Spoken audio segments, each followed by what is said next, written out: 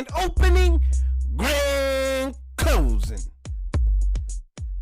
Welcome, my friends, my family, my fellow gamers. It's your only friend in these YouTube streets, Puerto77, back with another video. Thank you for checking this out. Really appreciate it. So let's get to the so what.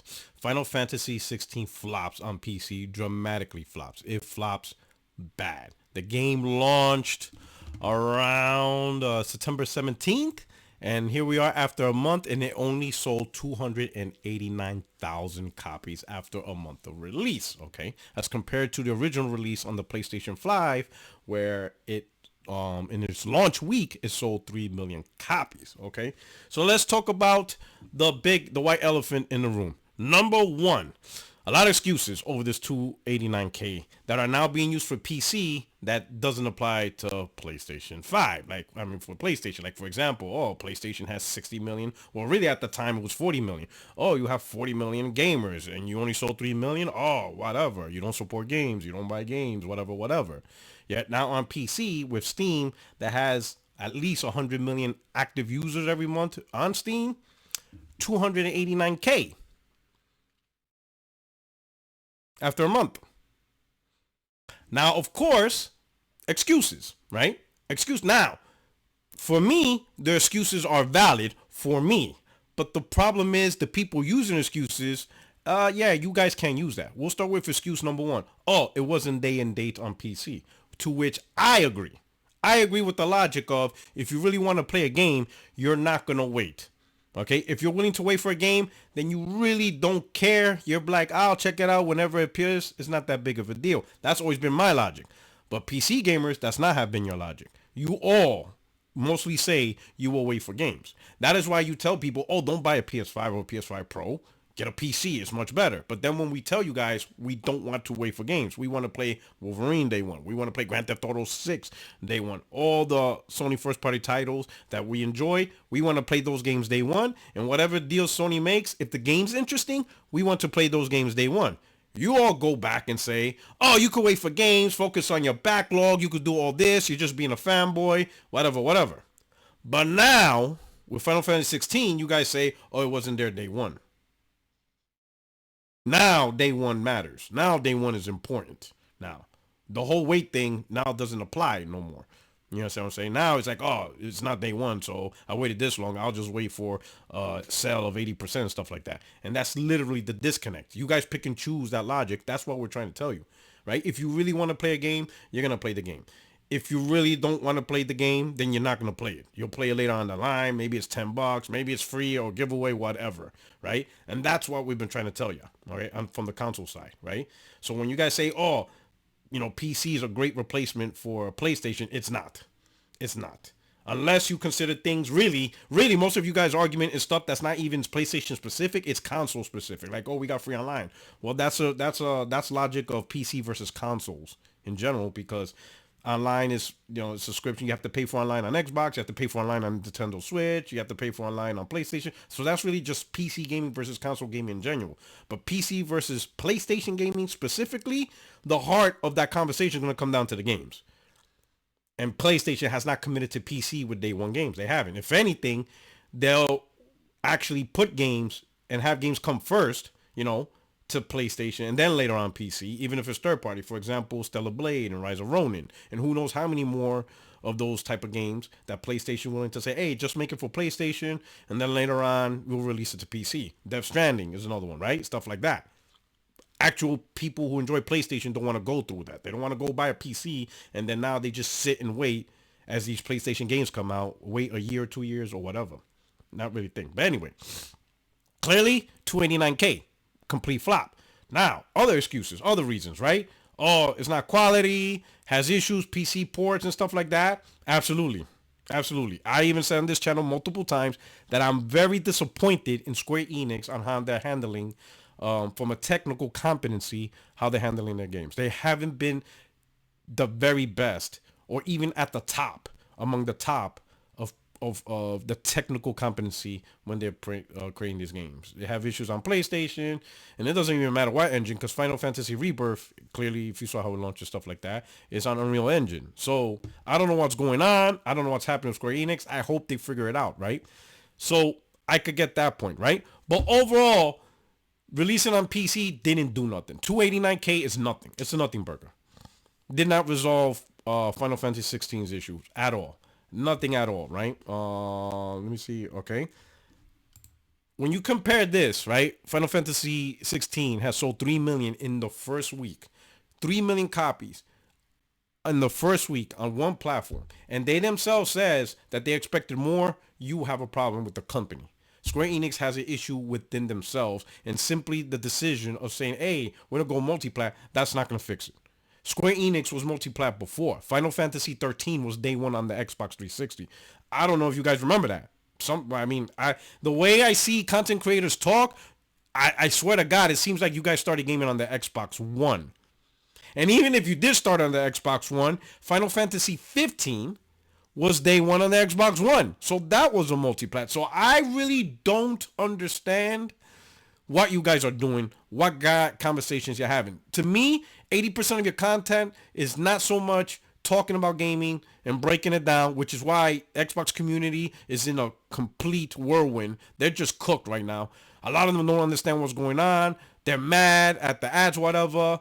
And it's because you guys don't have real conversations, or I don't know what you guys are doing, right? But nobody in the Xbox community should be mad. But that's a different conversation, right? As far as this conversation, the conversation I should really have is, what is Square Enix specifically doing?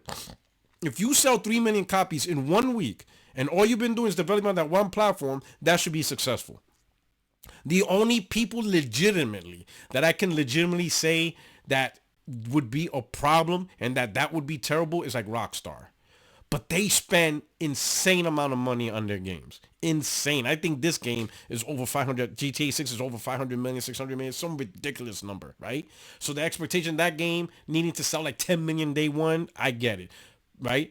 But Final Fantasy 16, this can't be like a 300, 400 million built game. It's not. And if it is, it isn't because what's in it shows it, right? The game doesn't show 300 million budget, right? Something's very wrong from the technical competency to their operations to how they make games in Square Enix.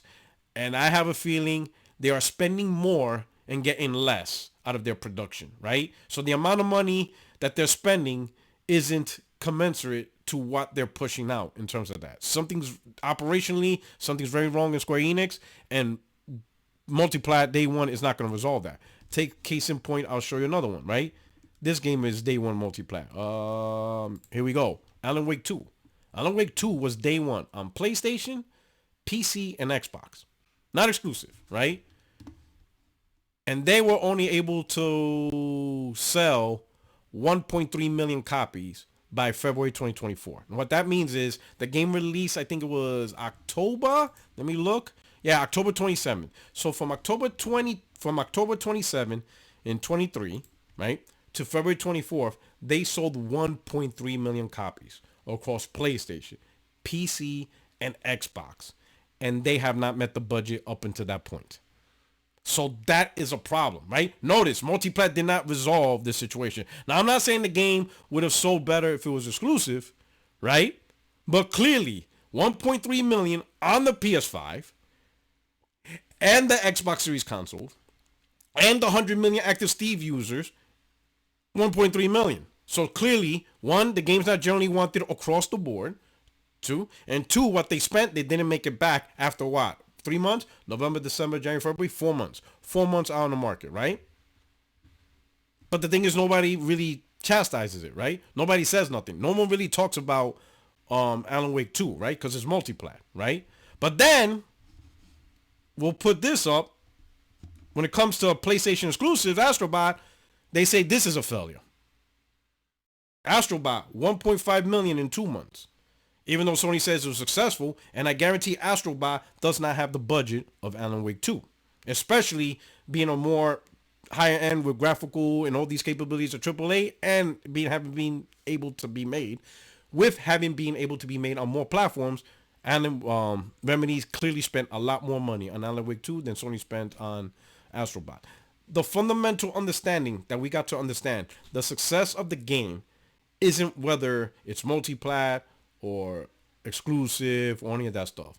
It's how much you sell at a certain price point, primarily the launch price point, in comparison to how much money you spent. That's really it. So a game like Astrobot is more successful than Alan Wake 2, right? It is. A lot less money. I think some people are saying like the budget was actually like 50 million. Small team, small budget. So 1.5 million, right? On one platform versus Alan Wake 2, multi-plat across the board. Yet that didn't help, okay? Now, going back to Square Enix, they have to fix their stuff. Whatever they're doing internally, right? Whatever they're doing. And it's not even just exclusive. Everybody's just focusing on the PlayStation exclusive because, of course, grifting is great to talk shit about PlayStation because, let's be honest, there's a lot of Xbox fanboys that are hurt and they just need to cope and they need help. But anyway, we already saw signs of Square Enix having issues long before this. Look at the expectations of Guardian of the Galaxy, the expectations of Tomb Raider, the expectations of Avengers. These are all multiplats, right? For the most part. And they just keep failing. Something internally needs to be fixed with Square Enix. They need to get their processes improved. They need to be better at game development. They need more bang for the buck. I don't know what's happening, but it's just sad that that they're in the situation that it is. If they think they're gonna resolve everything by just going day one multi-plat, it's not. Because we've seen day one multi-plats fail all the time across the board, right? The only difference is when Square Enix does goes multi-plat, no one's gonna care. It's not. Because what they really care about, the truth is, it's not really the success of Square Enix, it's just don't give PlayStation exclusives. That's it. Let's all be honest. That's all the battle is, right? Because again, if people really cared about the industry, or if people were really concerned about multiplats, extra multiplats, we would have the conversations on all these multiplats that aren't doing well, but they're not. Okay? The conversation will only come up is, hey, did PlayStation find a way to get this game exclusive to their platform? Then they're going to make a hoopla. Again, they all made this hoopla about Final Fantasy 16, and in the end, only 289,000 bought it after a month. So it wasn't really about the game. PC gamers don't really care about Final Fantasy 16. They only care about Final Fantasy 16 being only available on PlayStation. Once it's multiplat, you see they don't care. In fact, I wouldn't be surprised if there's more, more illegal downloads of Final Fantasy 16 than actual purchases. I wouldn't be surprised if this game got pirated 300, 400, 500,000 copies. Would not surprise me at all. It is what it is, right? But let's talk about some good news. Let's move on to some really good news, right? Right? Something that's gonna, let me put it this way. If what I'm about to say bothers you, if you're reading this, and you have to come into the comments section to damage control, this bothers you, then you're a grifting fanboy, right? Because this shouldn't bother anybody, right? People actually care about console gaming and care about the industry, or if you do care about those terms, this should be like, oh man, I didn't realize that. Okay, I guess it did pretty good. But no, some of you are going to be butthurt because you don't really care about gaming or anything, stuff like that. This is going to hurt you, some of you, right? But what we got right now, PS5 Pro had a great start. This is from Matt Piscatella. He works for Circana, formerly known as MPD, and he has the data, not these fake PC fanboy channels and Xbox channels that don't know shit. He has data. He's looking at the data. Like, he has the historical data of one thing, right? Not these PC gamers. Like, hey, if you're a PC gamer now, right? Now you're a PC gamer, right? Okay. And you bragged about PS5 Pro not selling out when PS4 Pro didn't sell out. Yeah, you're one of those guys. It is. I'm sorry. I don't know why you guys don't use analytical thinking, but you want to appease grifting fanboys, Xbox fanboys, then you do you. But the data is always going to make y'all look stupid. But anyway, Matt Piscatella says PS5 Pro also had a solid start with units in the same ballpark as PS4 Pro's launch. But I'll break it down in more detail in a few weeks. So that's going to be some interesting information once he breaks it down. But right now, PS5 Pro at $700, right? In the same ballpark as PS4 Pro when it launched at $400. $300 difference between the fundamental idea of, mid-gen refresh. Now, according to you grifters, and I will say, the PC gamers and Xbox gamers, you guys are blending.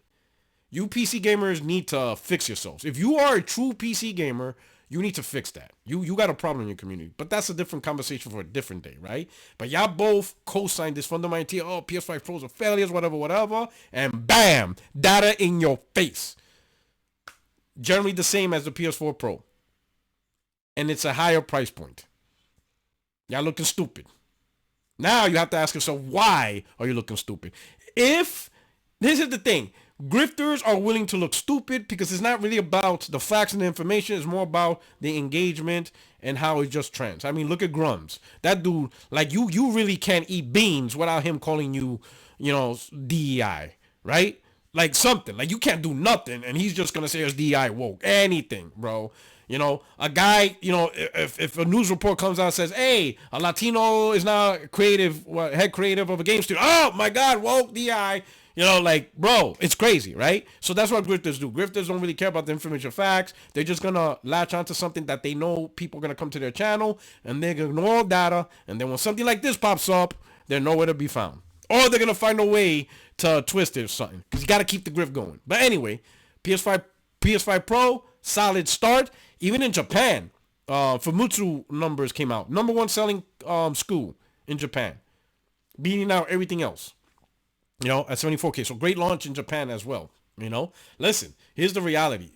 Yeah, grift. It doesn't matter. It doesn't matter, right? As more people experience the Pro and actually gets their hands on it, more and more people who are getting their hands on it, they're like, or seeing it for themselves, they're like, man, this is incredible tech. It's absolutely incredible tech. And no one's using or we're not using this emotional bullshit that some of you are praying. Oh, the Pro should be $500 because that's my feelings. Fuck your feelings. Ain't nobody listening to you.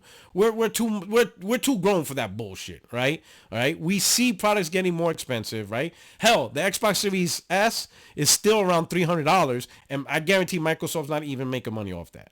And you see how weak and annoying that thing is. The Nintendo Switch is still like $300 and stuff like that. All the adults in the room know that things got more expensive.